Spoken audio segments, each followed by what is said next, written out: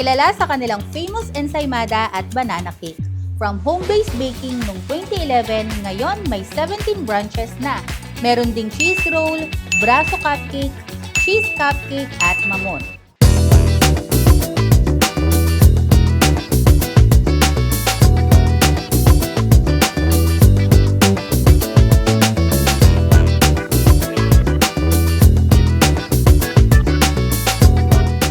Hi Rizaleños! I'm Ella. Andito tayo ngayon sa Mayleen's Bake Shop located sa Valley Fair Town Center, Taytay, Rizal. This is not an ordinary bake shop dahil meron silang cafe dito. Tara, samahan niyo ko.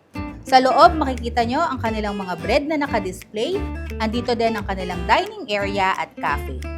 Dito, pwede kayong umorder ng kape na perfect partner ng kanilang mga breads. Bukod sa dining, malakas din ang kanilang mga take-out at online orders. Paborito nga din ang Mayleen's na pang-regalo at pang-giveaway. 40 years ng family recipe at ngayon ay paborito na ding parte ng special occasions ng bawat pamilya. Guys, ito na, dito na tayo sa pinaka-exciting na part. Ayan, of course, titikman na natin yung mga tinapay nila dito sa Mayleen's Bake Shop. Ayan, so kasama natin si Marge. Hi guys! Ayan, so yung una natin titikman is yung mga products nila na talagang nagpasikat sa kanila, which is yung kanilang cheese roll at yung banana cake. So Marge, tikman mo na yung banana cake. Yes, let's dig in guys.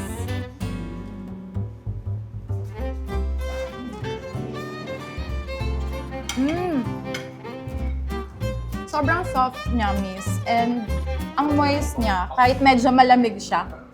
And I think perfect siya sa coffee. And lasang-lasa mo yung banana, of course. And kagandahan dito, may iba pa po pala silang flavors. Ano mga flavors nila? The one with chocolate chips, tsaka yung walnut. Walnut. So, masarap siya, guys. And tingnan nyo, malaki siya. Kasing laki niya yung kamay ko. So, worth it talaga for its price. For 160, no? And yung quality. Yes. So guys, ayan, tikman naman natin yung kanilang cheese roll. So meron tayong dalawang klase ng cheese roll dito. So yung isa is pina-microwave natin. So mas melted na yung cheese niya. And yung isa is yung yung typical, yung hindi microwave na cheese roll. So ayan guys. As in, mapansin nyo, super soft nung tinapay nila dito. And ayan guys, tingnan nyo. Super soft talaga, airy, fluffy. And grabe yung cheese. Ang laki talaga ng cheese. So, tikman muna natin itong hindi na microwave.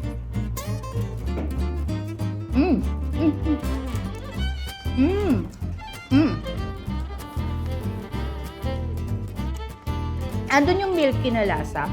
And at the same time, super cheesy niya kasi grabe talaga yung cheese. Napakadami. And now, tikman naman natin yung na microwave. Ayan. So, ito talagang nag-melt na yung mga sugar and mas nag-melt yung cheese since na microwave na nga siya at nainit.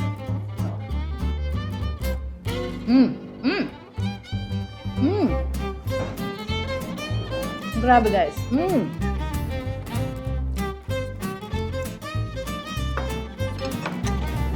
Super sarap ng cheese, walang umay and talagang panalo. For me, ito na yung favorite cheese roll ko. Ang sarap. Okay guys, so next naman, Marge, yung kanilang cheese cupcake. Ayan, so tikman na natin.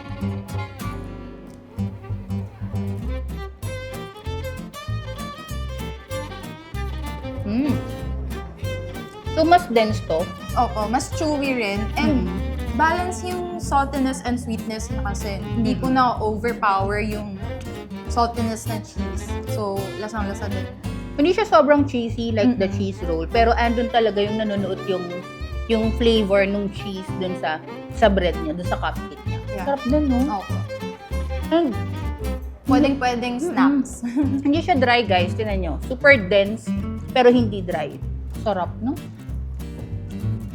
Okay, guys. Next naman is yung braso cupcake. Muna natin, Marge. Grabe, no? Generous nung custard. Makikita nyo talaga, guys, na ang dami nung custard.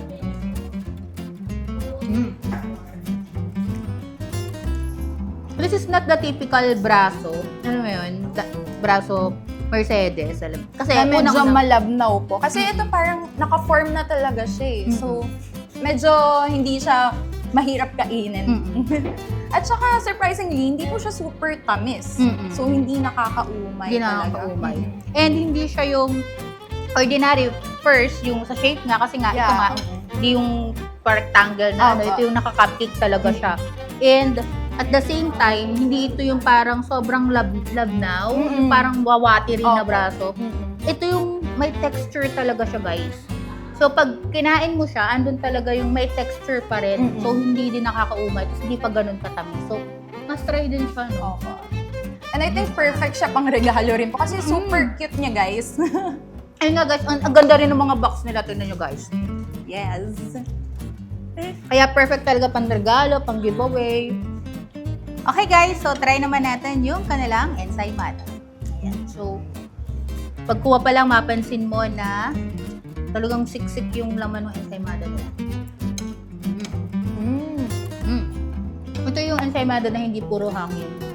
Talagang siksik yung ensaymada and overloaded ng cheese. Yeah, parang traditional ensaymada siya. Pero balance pa rin talaga yung sweetness and saltiness because of the cheese. Ang dami talaga niya, guys. So, hindi pa rin naman siya nakakaumay and masarap siyang ipang merienda.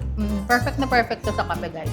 Yeah. And ito yung classic cheese nila. So, meron pa sila ibang flavors. Ano yung mga flavors pa nila? Meron silang blueberry, salted egg, yema, dulce de leche, and cinnamon. But guys, pre-order siya ha. So, pwede kayong umorder sa page naman nila.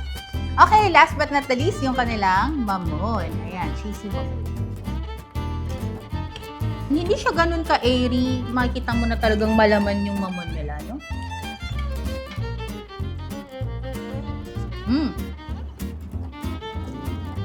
Sarap.